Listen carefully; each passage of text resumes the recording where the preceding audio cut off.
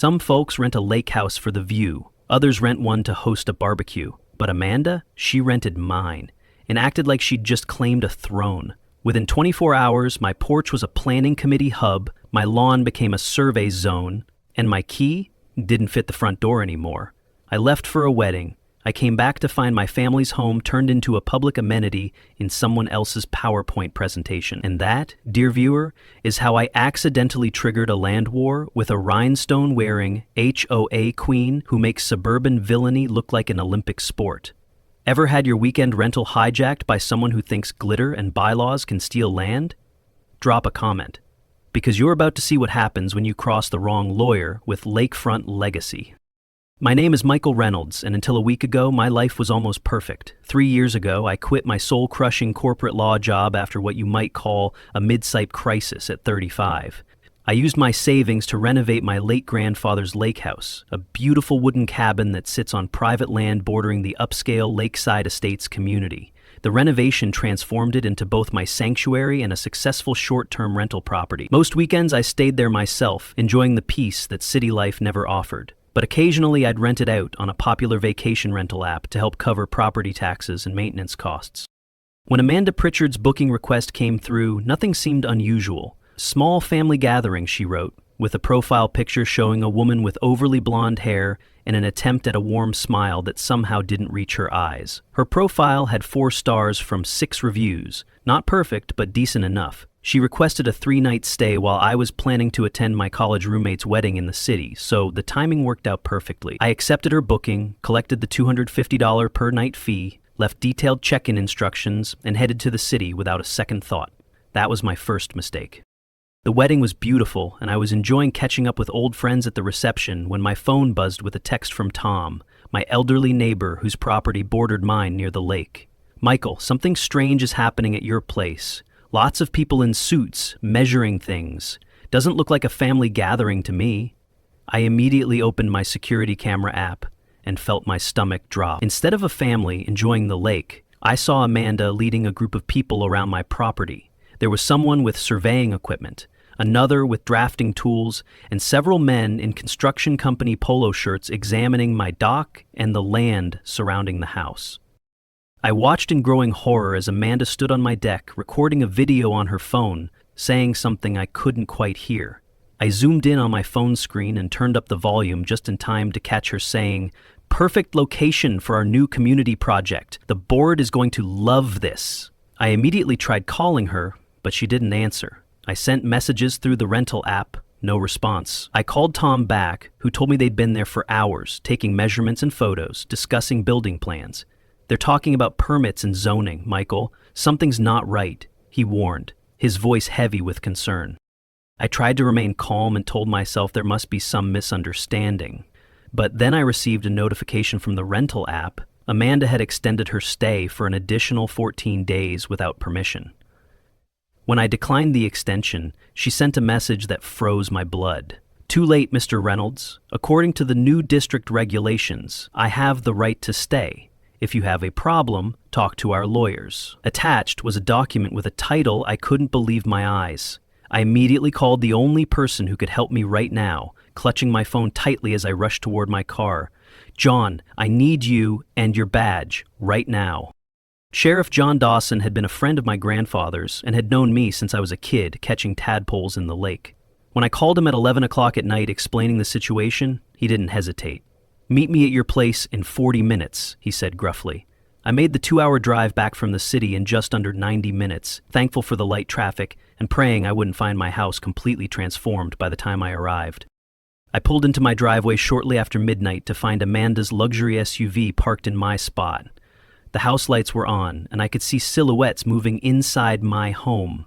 When I tried my key in the front door, it didn't work. The locks had been changed. I was standing on my own porch, locked out of my own house, when Sheriff Dawson's patrol car pulled up, gravel crunching under its tires.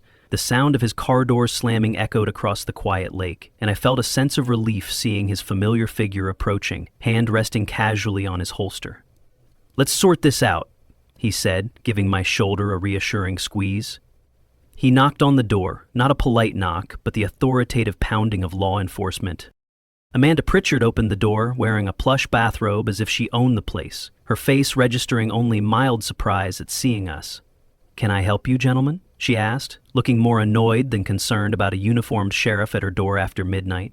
The expensive bathrobe contrasted oddly with her chipped nail polish and the gaudy fake jewelry adorning her fingers and neck. Sheriff Dawson introduced himself officially, then stated firmly, "Ma'am, you're in Mr. Reynolds' private property without authorization. You've changed his locks without permission, which constitutes breaking and entering, not to mention potential property damage." Amanda laughed, actually laughed, and replied, "I think there's been a misunderstanding. This property has been incorporated into the Lakeside Estates HOA jurisdiction as of yesterday. I have the paperwork right here." She disappeared briefly into the house, my house, and returned with an official-looking document that she handed to Sheriff Dawson with a smug smile.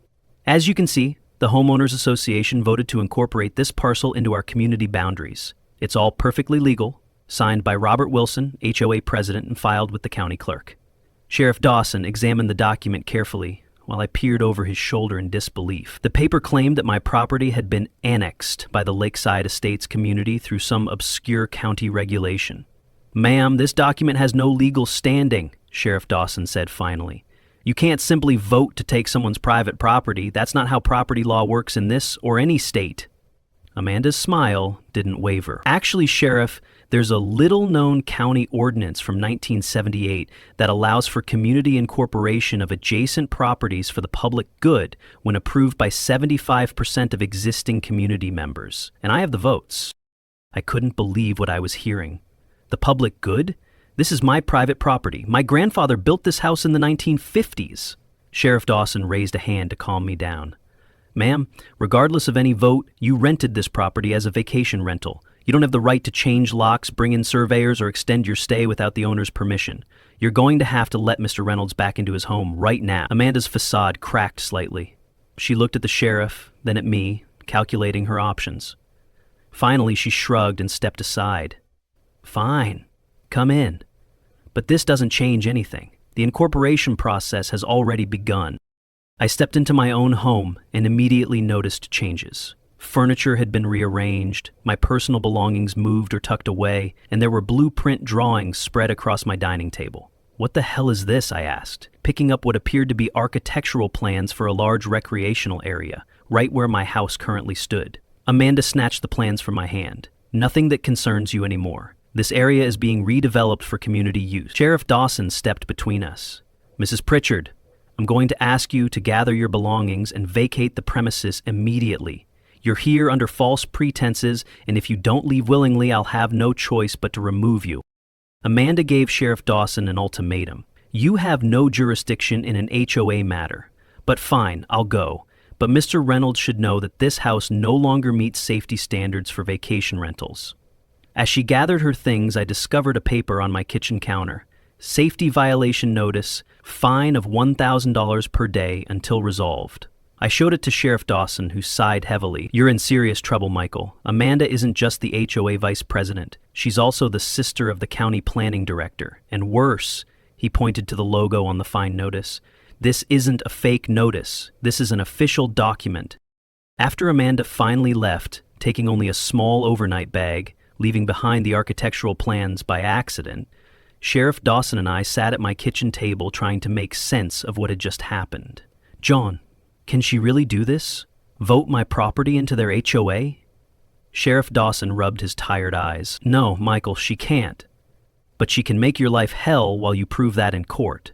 That safety violation notice is real, and if her brother really is involved with the county planning department, you've got a fight ahead of you."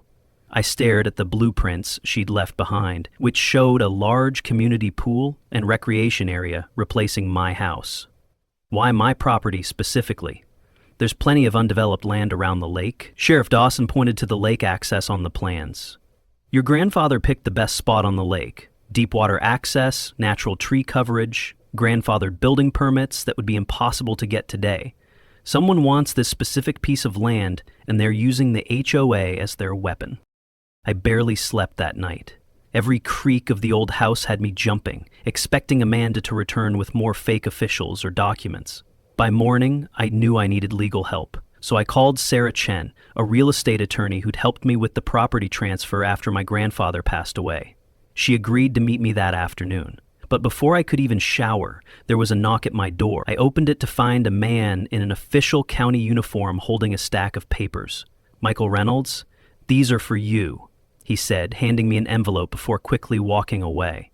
Inside was a formal notice of zoning violations, building code infractions, and environmental concerns, each carrying its own hefty fine. At the bottom was a note: "All vacation rental operations must cease immediately until violations are addressed. Continued operation will result in additional daily fines of $1,500. Sarah Chen arrived at my lake house that afternoon, her usual professional demeanor in place despite the weekend interruption. I'd always admired her sharp legal mind, but today I was especially grateful for her calm presence as I showed her the growing stack of violation notices, the blueprints Amanda had forgotten, and explained the bizarre encounter from the night before. Sarah listened intently, occasionally taking notes on her tablet, her expression growing more concerned with each detail. "This is harassment, Michael, but it's being done through quasi-legal channels, which makes it tricky," she said finally, setting down her pen. "These violation notices may be technically legitimate. Old houses like this often don't meet current codes, but the timing and coordination suggest a deliberate campaign against you. The question is, why does the HOA want your property so badly?" We spread the blueprints across the table again, examining them more carefully. The planned community recreation area seemed elaborate for a modest HOA. Olympic-sized pool, tennis courts, a clubhouse, boat docks. "This is a multi-million-dollar project," Sarah observed, "far beyond the budget of a small HOA like Lakeside Estates." She pointed to a small logo in the corner of the blueprints: Wilson and Associates Development. "Robert Wilson, isn't he the HOA president who supposedly signed the incorporation document?" I nodded, remembering the name from Amanda's paperwork. Sarah's eyes narrowed. "So the HOA president is also a developer who stands to profit from this project? That's a massive conflict of interest." As we dug deeper into the situation, my phone buzzed with a notification from the vacation rental app. All my upcoming bookings had been canceled, with a message citing safety concerns reported to the platform. My primary source of income had just disappeared overnight. Then my bank called about concerns regarding my mortgage. The property that had been my financial safety net was rapidly becoming a liability. "They're trying to financially pressure you into selling," Sarah said, her voice tight with anger. "Cut off your income, threaten you with mounting fines, create legal headaches, all so you'll give up and sell the property for far less than it's worth." I felt despair washing over me. Maybe I should just sell and be done with it. This house was my grandfather's dream, but is it worth all this trouble? Sarah looked at me sharply. "Is that what your grandfather would have done? Surrender to bullies?" Her words stung, but she was right. My grandfather had taught me to stand up for what was right, to protect what was mine. "No," I admitted, "he would have fought." "But how do we fight the county government, a development company, and an HOA all at once?" Sarah smiled for the first time that day. "By being smarter than them. I have a few ideas, but first we need more information about who we're really dealing with." Sarah began researching Amanda Pritchard, Robert Wilson, and the Lakeside Estates HOA. What she discovered was surprising. "Amanda doesn't actually live in Lakeside Estates," she revealed, looking up from her laptop. "She rents an apartment in the city and just pretends to live here to maintain her position in the HOA." I looked at Sarah, confused. "What does that mean?" Sarah smiled. "It means, my dear Michael, that her entire position in the HOA is illegal, and I suspect we'll find more shady dealings if we dig deeper." She pulled up another document on her screen. "And there's something else. I found her criminal record." I scanned the document, my eyes widening. "Real estate fraud? In 3 different states?" Sarah nodded. "This isn't her first rodeo, and I bet her family connection to the planning director is fabricated too." I was about to call Sheriff Dawson with this new information when Sarah grabbed my phone. "Not yet. First we need to gather more evidence, and I know exactly where to start."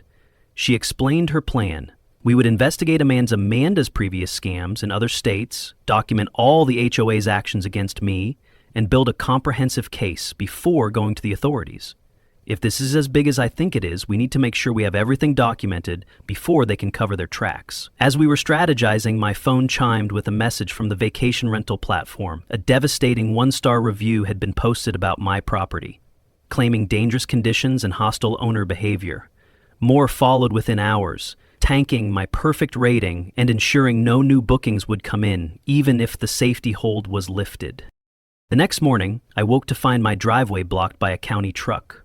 Workers were placing unsafe structure notices on my front door and taking photos of the property. When I confronted them, they claimed to be responding to multiple safety complaints, but couldn't provide specifics about what violations they were documenting. As soon as they left, Sarah arrived with a court filing. We were requesting an emergency injunction against the HOA and county for harassment and abuse of power. This won't solve everything, she cautioned, but it might buy us some time while we build our case. Just as we were preparing to leave for the courthouse, my phone rang. Unknown number. I answered hesitantly, putting it on speaker. "Mr. Reynolds?" a man's voice asked. "This is Marcus Pritchard, Amanda's husband. I need to meet with you urgently. I have important information about my wife and her real plans for your house." Sarah and I exchanged worried glances. Could this be another trap?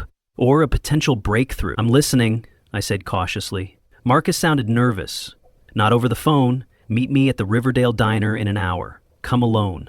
The call ended abruptly. "It could be a setup," Sarah warned. I nodded. "Or it could be exactly what we need. Let's call Sheriff Dawson for backup just in case." The Riverdale Diner was a 45-minute drive from my lake house, an old-fashioned establishment with vinyl booths and the permanent smell of coffee and grilled onions. I spotted Marcus easily, a well-dressed man in his early 40s with an expensive watch and nervous eyes, sitting alone in a corner booth. Sheriff Dawson was positioned discreetly at the counter, pretending to enjoy a slice of pie but keeping a watchful eye on our meeting. I slid into the booth across from Marcus, who jumped slightly at my arrival. "Thank you for coming," he said, his voice low. "I don't have much time. Amanda doesn't know I'm here." Marcus Pritchard didn't look like what I'd imagined. Rather than the submissive husband of a domineering woman, he had the polished appearance of someone successful in his own right, though stress had clearly taken its toll. He glanced nervously around the diner before speaking again. "First, I need to tell you that I'm not actually Amanda's husband. My name is Eric Lowell. I'm an actor she hired to pose as her spouse at HOA functions and meetings." My surprise must have shown on my face because he quickly added, "This isn't the first time we've run this scam. I've worked with her in Colorado and Nevada on similar operations." My mind was racing. "So you're her accomplice?" I asked, my hand moving subtly toward my phone to record the conversation. Marcus, or Eric, shook his head.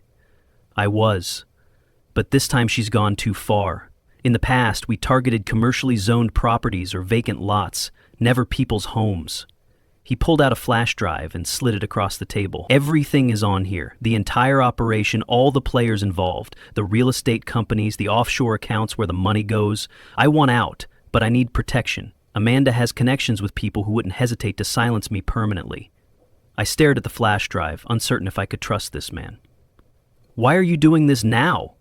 Eric's eyes darted toward the door. "Because there are lines I won't cross. They're not just planning to take your house, they're targeting the entire lakefront for a massive development. Dozens of families will lose their homes if they succeed." As Eric continued explaining the elaborate scheme, I noticed a sleek black car pulling into the diner parking lot. Eric saw it too and visibly paled. "She's here. She must have tracked my phone," he stood abruptly. "Take the drive. Everything you need is there. I was never here." He headed toward the back exit as Amanda Pritchard entered through the front door, her eyes scanning the diner until they locked onto me. Her artificial smile didn't reach her cold eyes as she slid into the booth Eric had just vacated. "Making friends with my associate, Mr. Reynolds? How disappointing. I thought you were smarter than that." Sheriff Dawson casually moved closer to our booth, pretending to examine the dessert display while staying within earshot. Amanda leaned forward, her voice dropping to a threatening whisper. "Whatever Eric told you is worthless. His word against mine, and guess who has documentation for everything?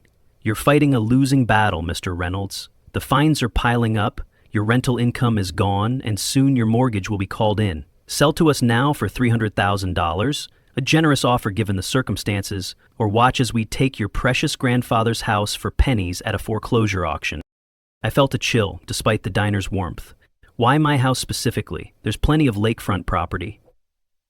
Amanda's smile widened. "Location, location, location. Your property is the linchpin in a much larger project. The developer needs contiguous lakefront parcels, and yours sits right in the middle. Besides, your grandfather's old building permits are grandfathered in, impossible to get today with current environmental regulations. So what's it gonna be?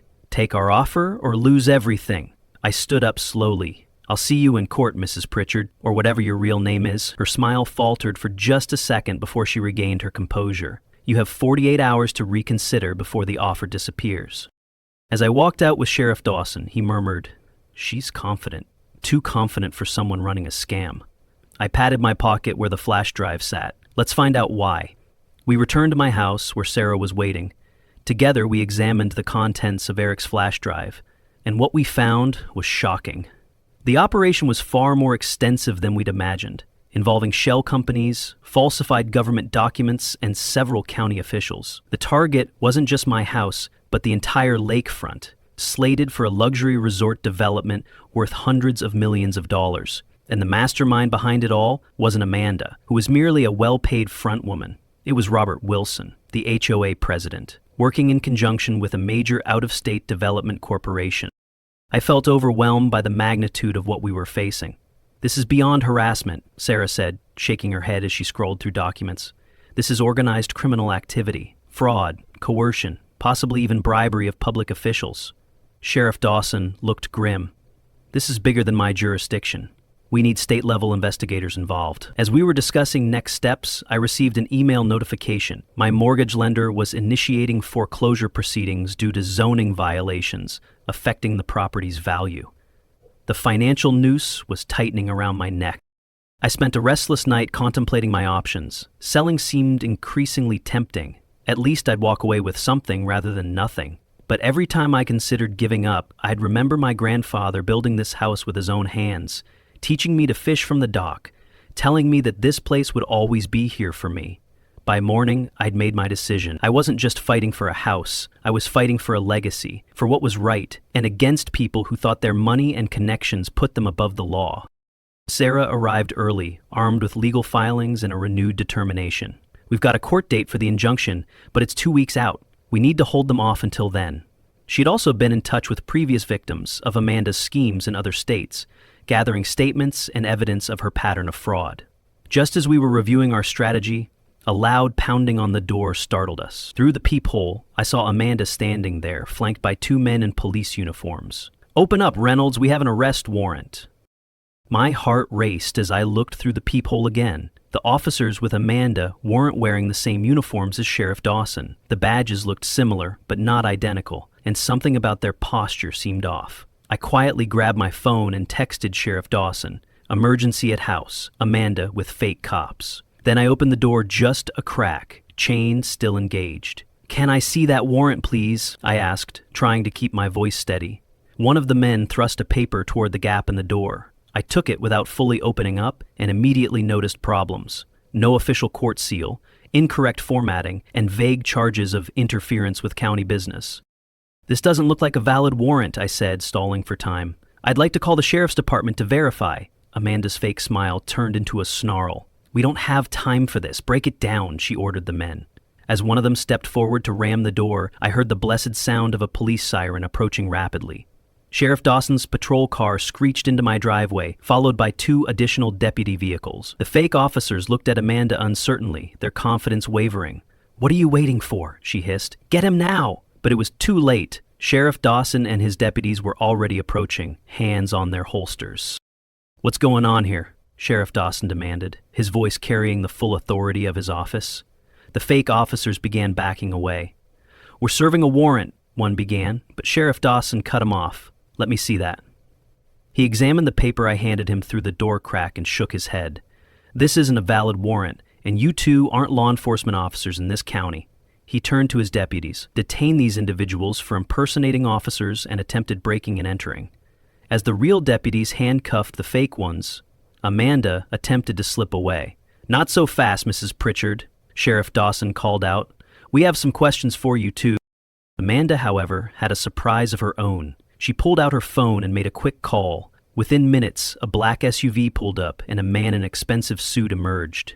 "I'm Gregory Wilson. Attorney for Mrs. Pritchard and Lakeside Estates HOA. My client is leaving now, and if you attempt to detain her without legitimate charges, we'll file a harassment suit immediately. Sheriff Dawson hesitated. As suspicious as the situation was, the fake officers had been the ones impersonating law enforcement, not Amanda herself. She'd carefully kept her hands clean. With a triumphant smirk, Amanda got into the SUV with her lawyer and drove away. The fake officers, however, weren't so lucky. Once in custody, one of them quickly confessed. They weren't police at all, but private security guards paid by Amanda to intimidate me. But even this victory was short-lived. That afternoon, local news websites published a story about ongoing safety concerns at rental properties around the lake, specifically mentioning my address. Amanda was waging a publicity war alongside her legal one, and it was working. My rental business was dead, the fines were mounting daily, and now my reputation was being dragged through the mud as well. Sarah arrived with more bad news. Our request for an emergency injunction had been denied by Judge Harold Wilson. Wilson? I asked. Any relation to Robert Wilson, the HOA president? Sarah's expression confirmed my suspicion. His brother. The connections these people have run deep, Michael. They've been planning this for years. I sank into my chair, feeling the walls closing in. So what now? They win? Sarah shook her head firmly. Not yet. Remember those previous victims of Amanda's I contacted.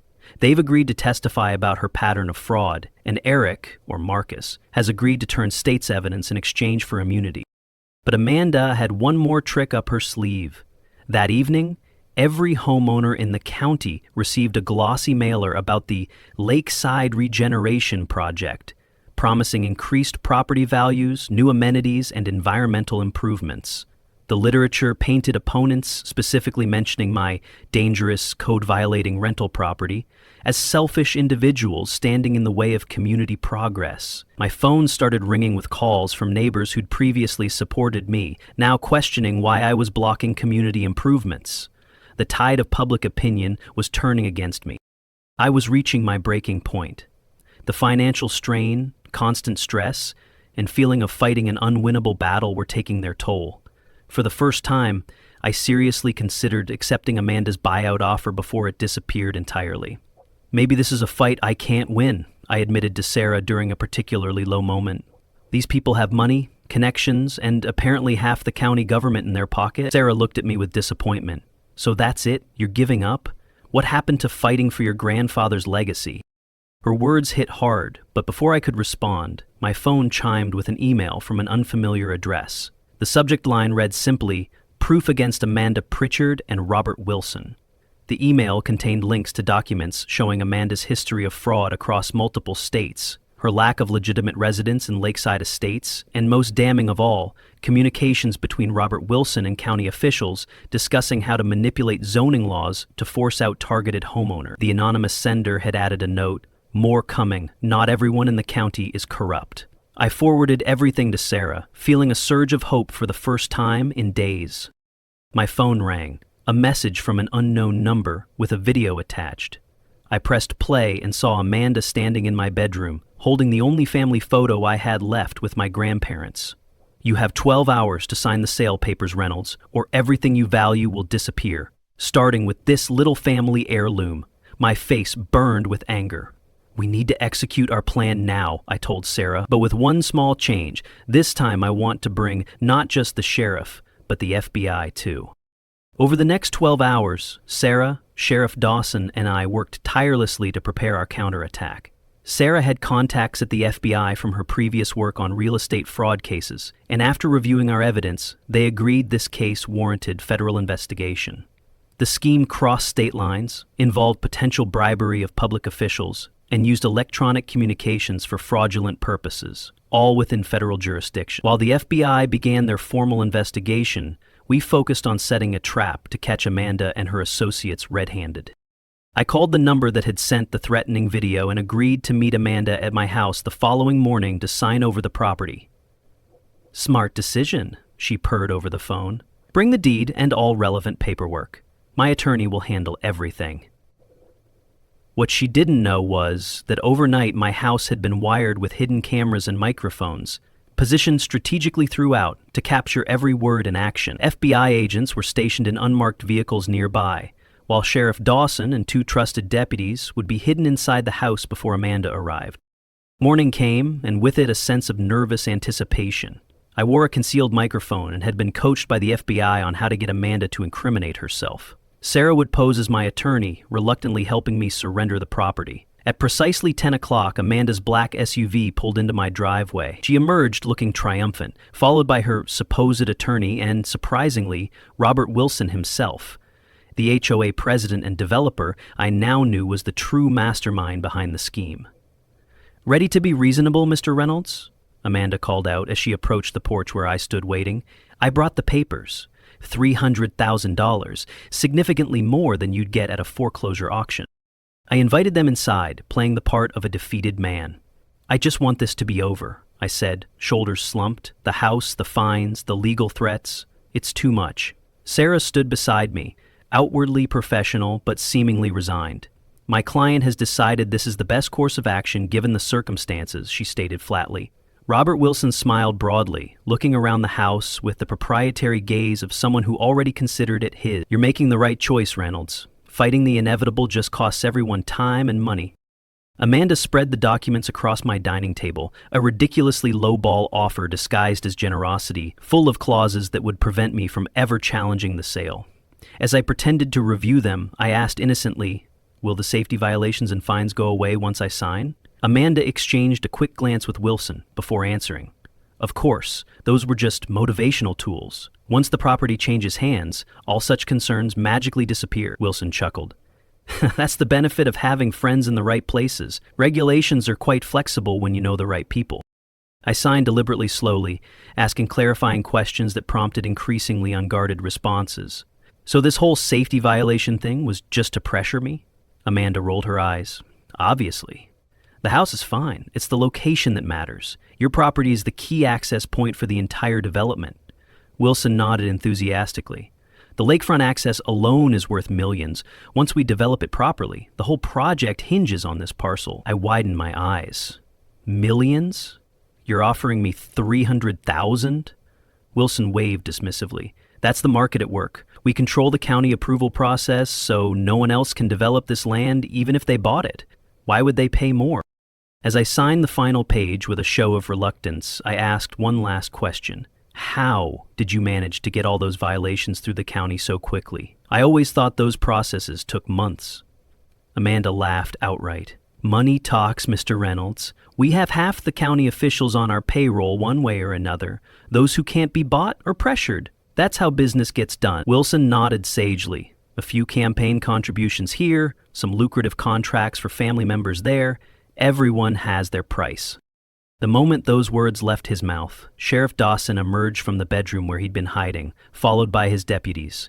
From the kitchen appeared 2 FBI agents in full tactical gear. "Robert Wilson and Amanda Pritchard," announced the lead FBI agent. "You are under arrest for wire fraud, conspiracy, attempted extortion, and bribery of public officials." The look of shock on their faces was priceless. Amanda turned ghost white, while Wilson's mouth opened and closed like a fish out of water. "This is entrapment!" Amanda finally shrieked. "Illegal recording!" Sheriff Dawson shook his head. "No, this is a legal evidence collection with full federal authorization. Everything you've said has been recorded with proper warrants." As the agents read them their rights, Amanda's composure completely shattered. She lunged toward me, had to be restrained by an agent, and screamed, "You think you've won? You're nothing. This development will still happen, with or without me." Wilson, meanwhile, was already trying to negotiate. "I have information about other officials involved. I can give you names." As they were led away in handcuffs, Amanda turned back with a venomous glare. "You think you've won, Reynolds? You're just a small fish in a big pond. Even if I go to prison, the project will continue. You know why? Because the person really in charge is..." The door of the police car slammed shut, cutting off her final words. I looked at Sarah and Sheriff Dawson. Who was the real mastermind behind all this? Within hours of the arrests, the story broke across local news. FBI agents raided the offices of Wilson and Associates Development and the County Planning Department simultaneously. Several county officials were brought in for questioning, and computers and records were seized. The dam had broken, and years of corruption, were beginning to come to light. My phone rang constantly, with calls from reporters seeking comments, neighbors apologizing for believing the propaganda, and even past victims of similar schemes thanking me for helping expose the operation. But Amanda's final words haunted me. If she and Wilson weren't the ultimate authority behind this scheme, who was? And would they try again, perhaps with more subtle methods next time? Sarah reassured me that the FBI investigation would uncover the entire network, but I couldn't shake the feeling that we had won a battle, not the war. That evening, as I sat on my dock watching the sunset over the lake my grandfather had loved so much, I made a decision. This fight wasn't just about my house anymore. It was about standing up against corruption and protecting all the other homeowners who might face similar battles in the future. The investigation moved quickly after Amanda and Robert's arrests. Eric Lowell, the fake Marcus, provided crucial testimony about the entire operation, and the FBI's forensic accountants traced money flows through shell companies back to their source. Within days, they had identified the true mastermind, State Senator William Harrison, who had secretly been the majority investor in the development project, while simultaneously pushing legislation that would weaken property rights for homeowners near areas of environmental concern like lakes and rivers. Sarah and I worked closely with the FBI, providing all our evidence and helping connect them with other victims of similar schemes. The picture that emerged was disturbing, a systematic effort to use HOAs, county regulations, and financial pressure to force homeowners to sell valuable properties at a fraction of their worth. The development company would then build luxury condos or resorts, making millions while destroying established communities, and it had been happening for years, not just at my lake, but across multiple counties and even neighboring states. 2 weeks after the arrests, I received an unexpected call from the FBI agent in charge of the case. "Mr. Reynolds, we've uncovered something concerning. Senator Harrison is planning one last attempt to salvage the project. He's calling in favors with the remaining corrupt officials to fast-track an eminent domain claim on your property and others around the lake. They're holding a secret meeting tonight to finalize the paperwork before we can arrest everyone involved." My heart sank. Even with Amanda and Wilson in custody, the threat to my home remained. "What can we do?" I asked. The agent's voice was grim. "We need concrete evidence of Harrison's direct involvement. Without it, he'll claim he was an unwitting investor and walk away clean." The plan came together quickly. I would attend a hastily arranged community meeting at the Lakeside Estates clubhouse that evening, wearing a wire. Senator Harrison would be there, supposedly to discuss community improvements, but actually to coordinate the final push to seize the lakefront properties.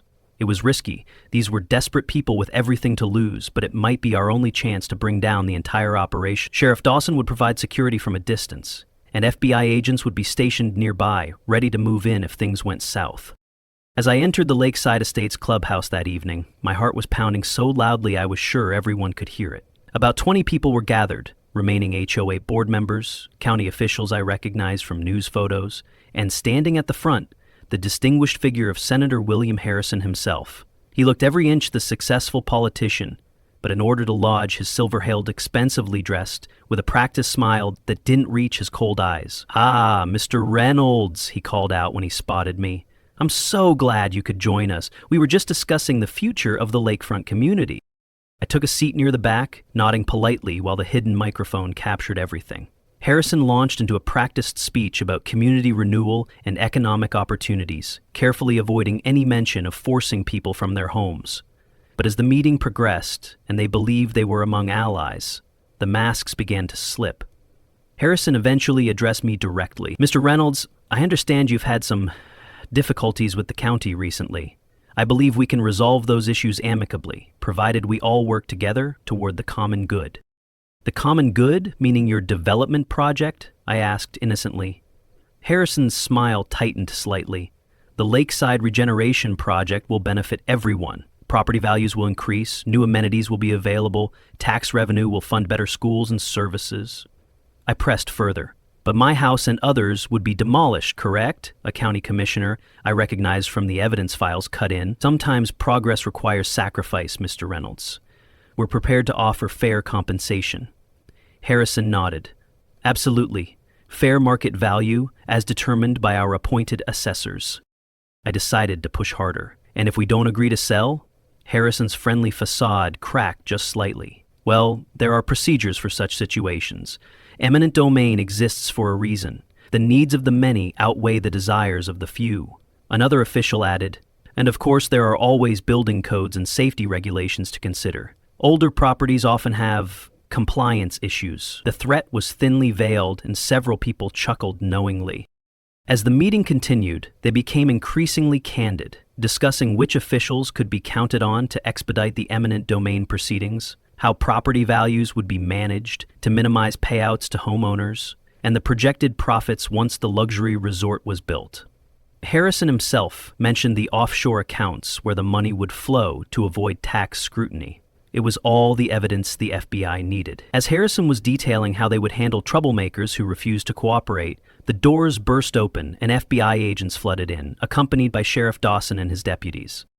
Senator William Harrison, you are under arrest for conspiracy, fraud, bribery of public officials, and racketeering, announced the lead agent. The room erupted in chaos. Some tried to flee, others began desperately deleting messages on their phones, and Harrison himself lunged toward me, realizing I had betrayed them. Sheriff Dawson intercepted him before he could reach me, restraining the furious senator as he shouted threats and accusations. You have no idea who you're dealing with, Reynolds. I have friends in places you can't imagine. But his threats rang hollow as he was led away in handcuffs, his carefully constructed public image shattered beyond repair. The aftermath was swift and far-reaching. 27 people were arrested that night, including 12 county officials, 5 state-level bureaucrats, and 3 judges who had been steering cases to favor the development scheme. The FBI investigation expanded to other counties and eventually other states, uncovering similar operations targeting valuable properties. Senator Harrison and his closest associates faced federal charges, carrying potential sentences of decades in prison. Amanda Pritchard, facing her 3rd fraud conviction, accepted a plea deal to testify against the others, receiving a 10-year sentence with no possibility of early parole. 1 year later, I still lived in my lake house, but everything had changed. The Lakeside Estates HOA had new management, transparent and fair, focused on actually serving homeowners rather than exploiting them. The county government had undergone a complete overhaul, with special elections removing the corrupt officials and installing reform-minded replacements. Amanda was serving her prison sentence for fraud and document forgery. Robert Wilson and Senator Harrison, following highly publicized trials, had received even longer sentences for their roles as leaders of the criminal enterprise. My lakeside rental business was thriving again, though with one significant change. I now charged $500 per night, double my previous rate. The publicity from the case had made my property something of a local landmark, and bookings were steady year-round. But I had added a special screening question for potential renters. Have you ever served on an HOA board? If yes, please provide 3 copies of identification and allow 14 days for verification. Sometimes, the sweetest victory isn't money, or even justice. It's the satisfaction of knowing that powerful bullies can't push people around anymore. The experience changed me, too. I no longer practiced law formally, but I had become an advocate for homeowner rights, helping others facing similar situations across the country. The FBI had asked me to speak at several training sessions about recognizing and combating real estate fraud schemes. And most importantly, I had honored my grandfather's legacy by protecting the home he built and loved. As I sat on my dock watching another beautiful sunset over the lake, I felt his presence and knew he would be proud. And if any Karen out there is watching this video and thinking about renting my house to pull a scam, go ahead and try. Me, Sheriff Dawson, and now the FBI are always ready to welcome you. QA stories where neighbors feud, secrets spill, and karma always clocks in. Stick around, we've got receipts.